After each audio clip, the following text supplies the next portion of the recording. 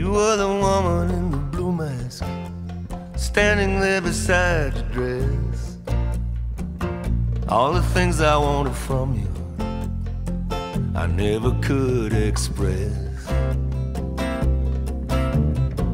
I thought I saw you once in Munich, but you slipped away.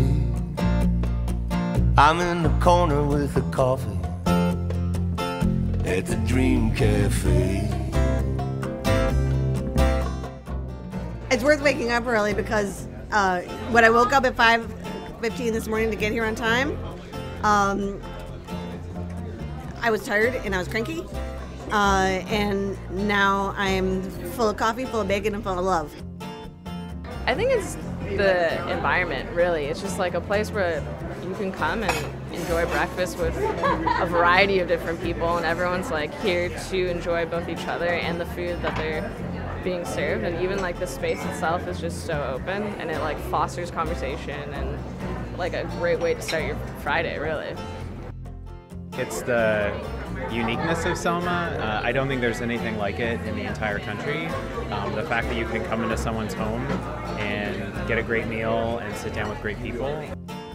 I think it's a lot of things. I think there's a sense of community here. It's kind of a unusual style of dining where it's more communal and people get to talk to both the people they're sitting with and new people, which is fun, I think. And the food is great. I like that it's locally sourced, and I think it tastes better, so I think that helps too.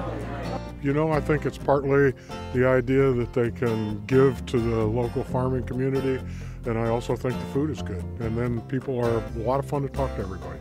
Great place to meet folks. I think curiosity.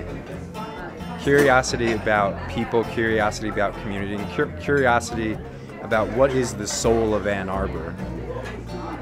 And I think that this place really embodies that. My name's Lisa Gottlieb, and I'm the co-founder and operations manager of Selma Cafe.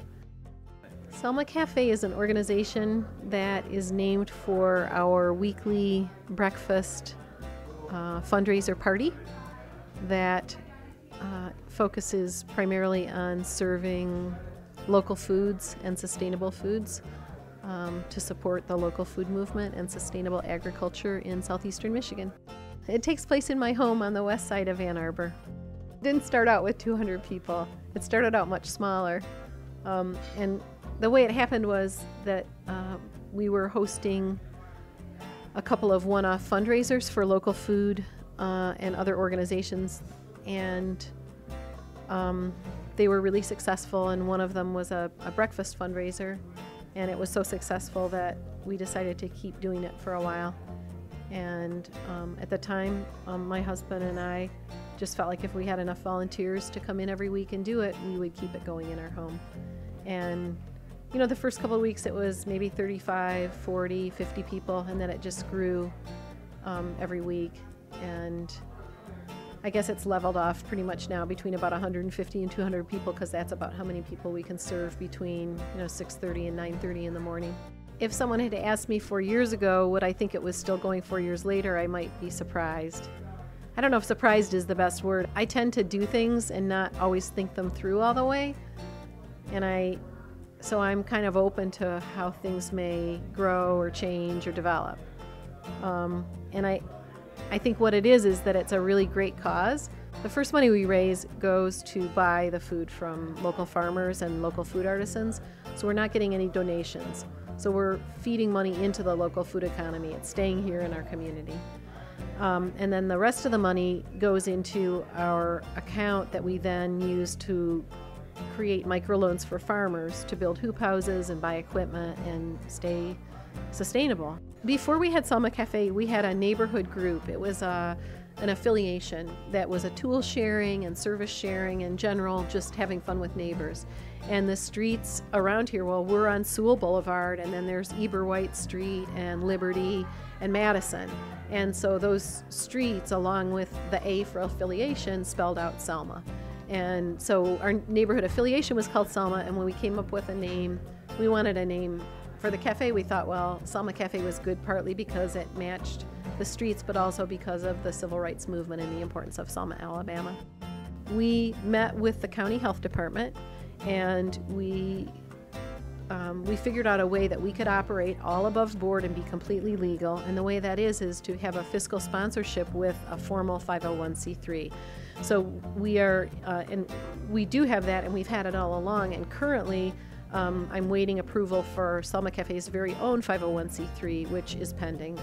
All the paperwork's done and the fees are paid, and we have our EIN number and all that. We're just waiting for approval. So that's really exciting, because once we have our own 501c3, we can start to become fiscal sponsors of other groups that are interested in doing similar things. Up until recently, it seemed really great. And just lately, a few neighbors have been unhappy about a few things, primarily traffic and congestion.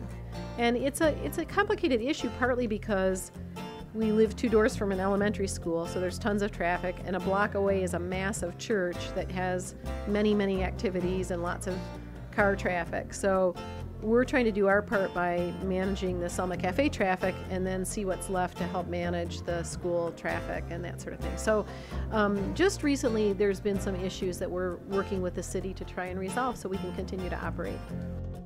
It's amazing. Her house has become almost a hotel of sorts, it seems. I really think that Lisa lives like one of the coolest lives. A very happy life, it seems.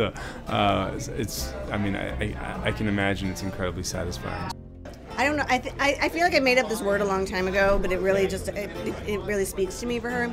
She's hosterly. She loves to have people in her home. She digs it. She's really good at it. She's so warm.